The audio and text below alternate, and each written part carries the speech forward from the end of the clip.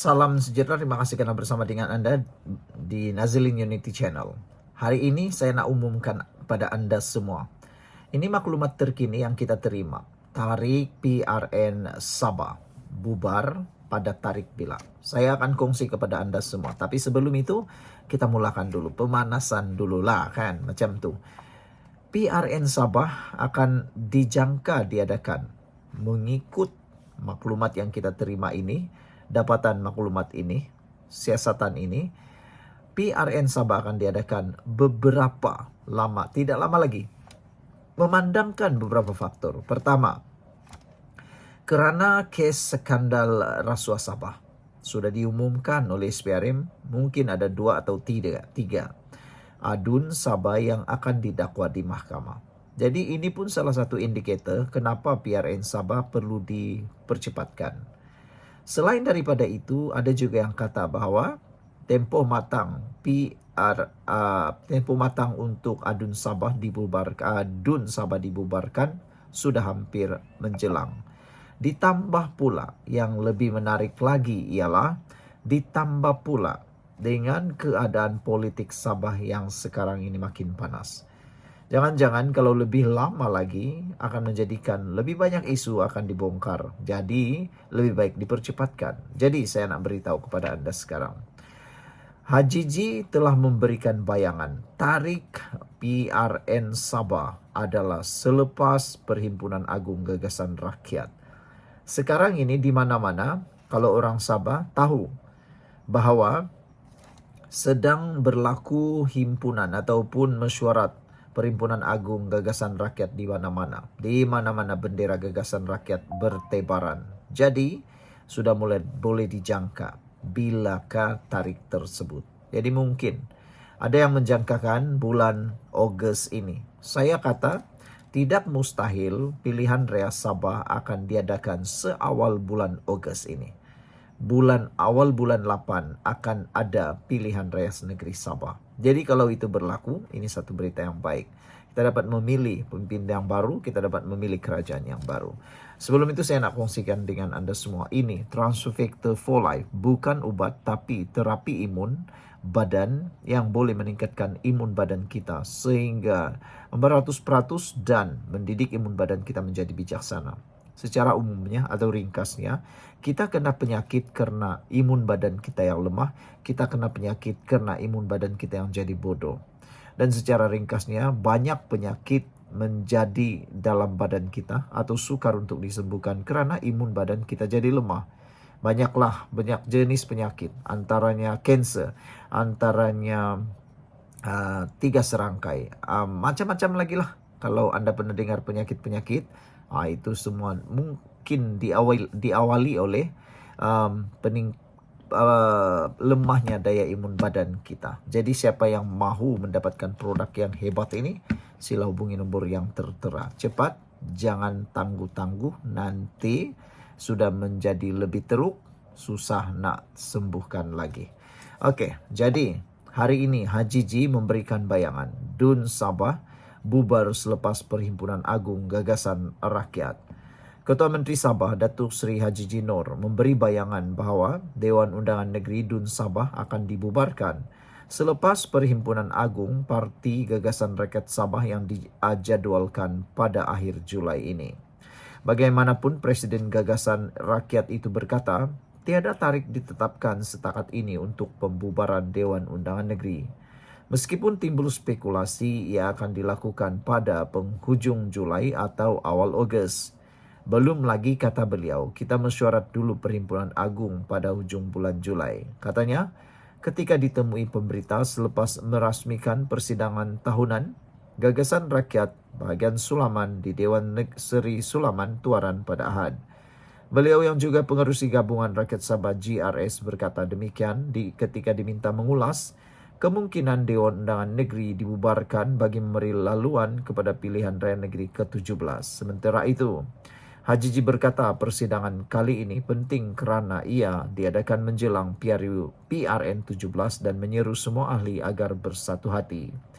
Jadi, ingatan dan nasihat saya kepada ahli Gagasan Rakyat Sabah dan gagasan rakyat dan GRS supaya bersatu hati, kata beliau. Rapatkan barisan, kuatkan jentera rakyat parti untuk kita menghadapi pilihan raya yang tidak berapa lama lagi, kata beliau lagi.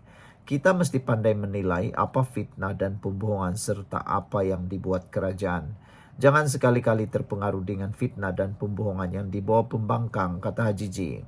Biarlah pembangkang melakukan fitnah, tapi kita ahli gagasan rakyat mesti berdiri bersama-sama rakan kita dalam GRS Plus, khususnya di Sulaman, katanya. Beliau turut menyentuh mengenai kedudukan GRS pada PRA 17, khususnya berkaitan rakan kerjasama bagi menghadapi pilihan raya itu. Ramai yang tanya, saya macam mana keadaan, siapa kawan kita, di mana kita bertanding. Walaupun belum ada keputusan muktamad, karena saya akan berbincang dengan komponen GRS, tapi sekarang kita lebih selesa seperti dalam kerajaan sekarang, yaitu GRS Pakatan Harapan Plus. Inilah sentimen rakyat di bawah sekarang. Rakyat kita mahukan ini sekarang. Banyak parti lain cakap takbur, cakap besar di luar, tapi saya bawa ini dalam GRS. Saya tidak buat keputusan berseorangan. Ini prinsip saya. Biarlah ia dibuat oleh majlis tertinggi. GRS kemana arah kita pada pilihan raya akan datang, katanya. Mengenai kerusi Dewan Undangan Negeri Sulaman yang disendangnya sejak 1990, beliau yakin kerusi itu akan terus dipertahankan di bawah GRS pada PRN 17. Dalam masa sama, beliau turut menyatakan harapan agar 3 kerusi lain di bawah Parlimen Tuaran, yaitu Dun Pantai, Dalit, Temparuli, dan Kiulu kekal dipertahankan oleh GRS. Sekian dulu untuk kali ini. Jangan lupa tinggalkan komen Anda. Salam sejahtera. Terima kasih karena bersama dengan saya di Nazilin Unity Channel. Ada orang kata UMNO akan tinggalkan barisan, UMNO akan tinggalkan Pakatan Harapan, Anwar Ibrahim. Tapi jangan kamu percaya dengan cerita fitnah itu. Semua itu adalah pembohongan semata-mata. Hari ini kita sahkan bahwa UMNO akan kekal dalam kerajaan bagi perkukuh agenda Melayu Bumi Putra. Baru-baru ini Mahathir mengajak UMNO turut serta masuk di dalam payung besar beliau. Nak tahu ke payung besar tu dah tak guna dan tak laku lagi. Sudah banyak kali mereka menganjurkan payung besar, payung kecil, payung sederhana, payung macam-macam lah jenis payung. Tapi semuanya entahlah, seakan-akan tidak boleh jadi-jadi juga. Hari ini disahkan bahwa UMNO akan kekal dalam kerajaan. Tidak akan terpengaruh untuk menyertai payung besar yang dianjurkan oleh Mahathir itu. Jadi, kalau nak kata kerajaan perpaduan pimpinan Anwar Ibrahim ini akan tumbang, jauh dari panggang dari api, semuanya itu hanya satu spekulasi semata-mata. Tiada kebenaran lah. Jadi kecewalah semua puak-puak yang coba mencanangkan kononnya kerajaan ini akan tumbang. Kecewalah mereka dan mungkin adalah yang akan mimpi ngeri malam ini. Harap-harap mimpi mereka taklah terlalu ngeri, macam itulah. Hari ini disahkan UMNO kekal dalam kerajaan bagi perkukuh agenda Melayu Bumi Putra. Nah, ini adalah berita yang kita tunggu-tunggu, yang pastinya satu berita yang akan menggembirakan ramai orang sebab ini akan menstabilkan negara kita kekal sebagai negara yang hebat. Baiklah, sebelum itu saya nak kongsikan dengan Anda semua, ini Transfer Factor for Life. Ini bukan obat, tapi ini ialah terapi imun yang membantu meningkatkan daya imun badan kita sehingga 400% dan pada masa yang sama mendidik imun badan kita menjadi bijaksana. Untuk makluman Anda semua, kita kena pelbagai jenis penyakit karena asalnya imun badan kita yang lemah. Kita juga sukar untuk sembuh daripada penyakit dan menjadi lebih parah dan teruk kerana imun badan kita menjadi lebih lemah. Ada juga imun badan yang terlalu bodoh sehingga menyerang diri kita sendiri. Pelbagai jenis penyakit muncullah. Anda sebut sajalah apa jenis penyakit yang pernah Anda dengar. Macam-macam. Yang ngeri, yang tak ngeri, yang biasa-biasa. Semuanya boleh diselesaikan dengan meningkatkan daya imun badan kita. Jadi ini transfer factor, meningkatkan daya imun badan kita 400% dan mendidik imun badan kita. Kalau Anda berminat untuk mendapatkan terapi imun yang luar biasa, yang klinikal ini, yang juga lulus KKM, yang halal ini, yang terbukti luar biasa ini, dapatkannya melalui nomor telepon yang tertera. Anda boleh tanya dan saya boleh bantu Anda untuk diterangkan kegunaan dan apa yang paling sesuai untuk Anda.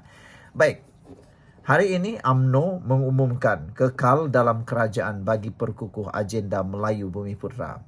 Timbalan Presiden UMNO Datuk Seri Muhammad Hassan berkata, tindakan UMNO yang kekal berada dalam kerajaan merupakan langkah strategik yang membolehkan parti itu terus memperjuangkan agenda Melayu dan Bumiputra. Muhammad berkata, agenda itu giat dilaksanakan kepimpinan tertinggi UMNO termasuk Presiden Datuk Seri Dr. Zahid Hamidi Hamzah yang menarajui pelaksanaan pendidikan dan latihan teknikal TVET walaupun bidang tersebut lazimnya terletak di bawah tanggung jawab Kementerian Sumber Manusia. Ramai tanya, kenapa kita tak keluar saja daripada kerajaan sekarang?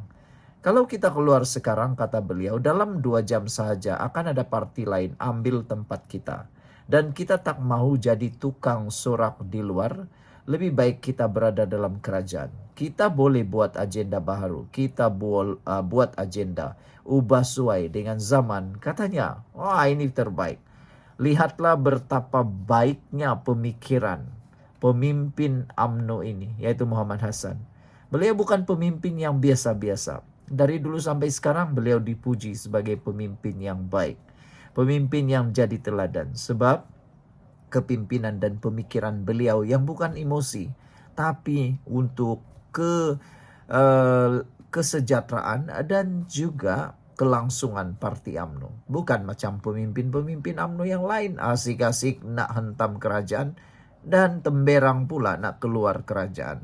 Tahukah Anda seperti yang dikata oleh Muhammad Hassan ini, kalau UMNO keluar daripada kerajaan, kalau mereka keluar daripada kerajaan sekarang, apa yang jadi? Dalam tempo 2 jam saja, kata Muhammad Hassan, dalam tempo 2 jam saja akan ada parti lain ambil tempat itu. Betul, percayalah, tak sampai 2 jam pun, paling lama lah 2 jam. Lepas 2 jam akan ada parti lain yang ambil tempat UMNO atau Barisan Nasional di dalam kerajaan.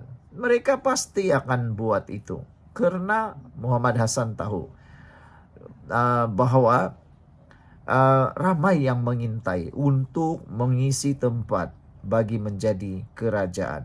Nah, jadi itulah kata Muhammad Hassan. Kalau mereka keluar daripada kerajaan, apa yang akan terjadi? 2 jam saja akan ada parti lain masuk dan UMNO Barisan Nasional hanya akan jadi tukang sorak dari luar. Itu aja, tukang sorak dari luar, dan apa yang dipegang berciciran, apa yang dikejar tak dapat. Lebih baiklah, kata Muhammad Hassan, berada dalam kerajaan. Mereka boleh buat agenda baru. Kita boleh buat agenda, ubah sesuai dengan zaman, katanya. Contohnya TVET, kita ambil alih kerana ramai anak Melayu tercicir. Bukan sebab gagal peperiksaan, tetapi kerana tidak ambil peperiksaan langsung. Jadi, kita perlu cipta satu landasan baru untuk mereka. Sebab itu, kita wujudkan dasar TVET negara, dasar tahfiz negara, dan pelbagai lagi, kata beliau. Beliau yang juga ahli Parlimen Rembau berkata demikian selepas majlis perasmian serentak mesyuarat perwakilan UMNO bahagian ceras 4 peringkat tahun 2025 di Dewan Pusat Rekreasi. Muhammad yang berkata, UMNO juga sedang giat memperkukuh parti dengan pendekatan yang lebih realistik bagi menghadapi lanskap politik semasa yang semakin kompleks dan dinamik dengan memberi fokus pada kerjasama strategik dan pemetaan kawasan yang boleh dimenangi. Kita masih dalam keadaan memperkasa parti, menguatkan badan kerana kita lemas pada tahun 2022 dan dinamika politik sekarang tidak boleh rigid lagi kerana seluruh dunia tidak ada satu parti tunggal yang boleh menubuhkan kerajaan. Carilah mana parti sekalipun, carilah mana negara pun, kata beliau, tak ada lagi Dah zaman satu era atau era satu parti dapat menubuhkan kerajaan secara sendiri. Ia dah tamat, kata beliau lagi. Maka apa cara kita? Itu sebabnya kita sekarang sedang meneliti kawasan mana yang boleh kita jadikan sebagai kawasan yang boleh menang. Walaupun betul kita ada 192 bahagian, tetapi kita mesti menggunakan politik yang realistik. Jangan politik idealisme, kerana ia akan menghayalkan kita, akan menghanyutkan kita, katanya lagi. Beliau turut menzahirkan rasa bangga dengan keadaan dalaman UMNO yang menurutnya kekal harmoni dan juga stabil. Jadi saudara-saudara sekalian, ini satu perkara yang amat menarik perhatian kita, dan tahniah untuk kepimpinan UMNO. Kita jumpa lagi. Bye-bye. Salam sejahtera. Terima kasih karena bersama dengan saya di Nazilin Unity Channel. Wah, ini satu keputusan yang kita tunggu-tunggu. Baru-baru ini Muhyiddin mengatakan bahwa perlu ada RCI untuk kes Yusuf Raude. Netizen juga mencadangkan ada RCI untuk menantu Muhyiddin. Karena tak balik-balik lagi kan. Muhyiddin ada di Malaysia tapi menantunya entah kemana. Jadi mereka mencadangkan selain daripada cadangan Muhyiddin untuk dibuat RCI terhadap Yusuf Raude, apa kata netizen, buat juga RCI untuk Parti Bersatu untuk kes yang sedang disiasat di mahkamah. Juga buat juga RCI untuk di mana menantu Muhyiddin berada sekarang, kata mereka. Bagaimana dia boleh terlepas, dan yang paling pelik sekali, kalau dia tak bersalah, kenapa melarikan diri? Kalau dia betul, pasti dia tidak akan lari. Itu RCI yang dituntut oleh netizen terhadap Muhyiddin.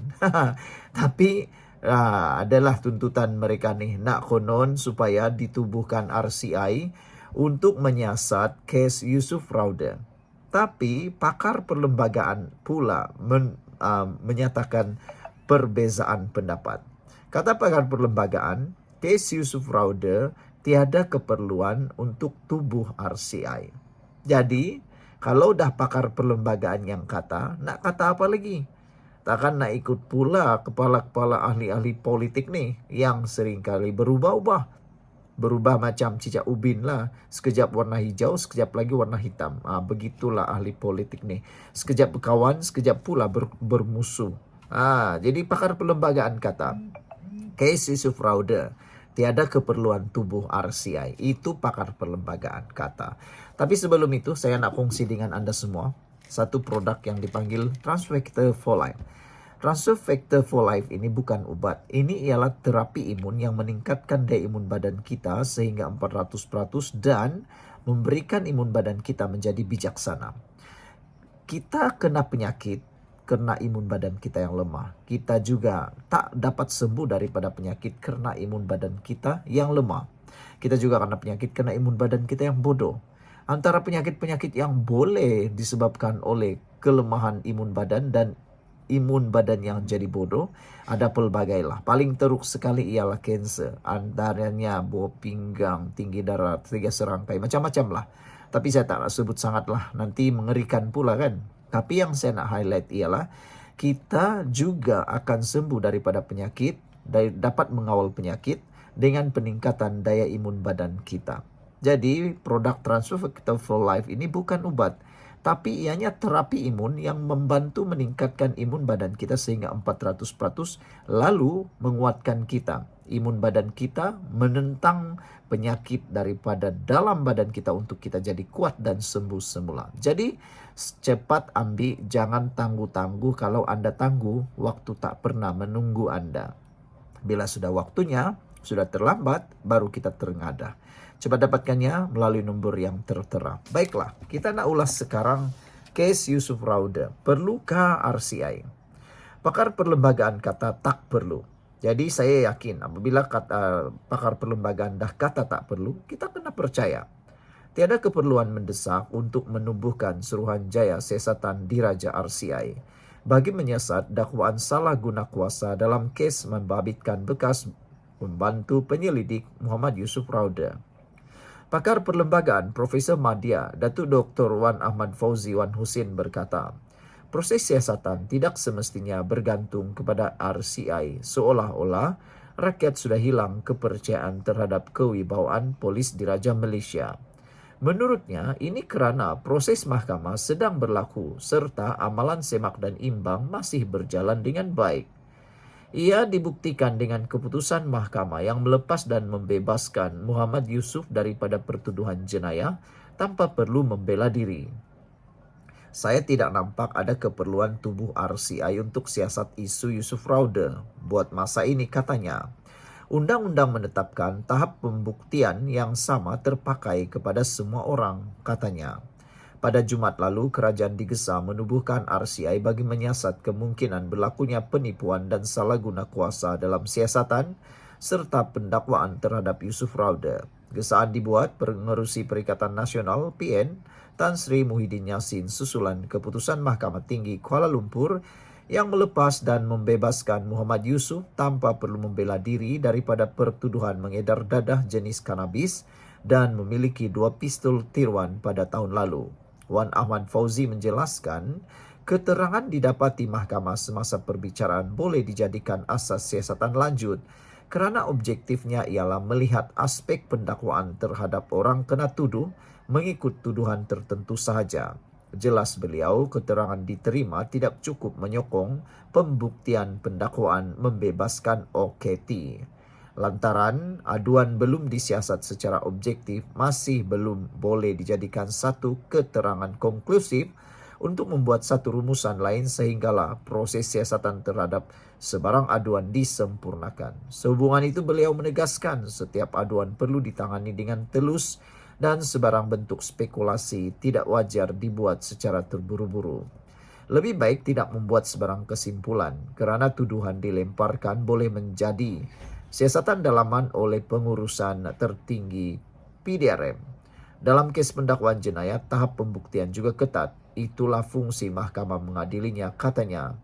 Ini kerana jelasnya dalam konteks perundangan tuntutan sivil terhadap pendakwaan jahat atau malicious prosecution dibenarkan di Malaysia. Semua pihak harus diberikan pengadilan mengikut proses mahkamah secara adil. Pihak yang terkilan boleh membuat 2 kali rayuan di peringkat lebih tinggi, katanya. Sekian untuk kali ini. Jangan lupa tinggalkan komen Anda.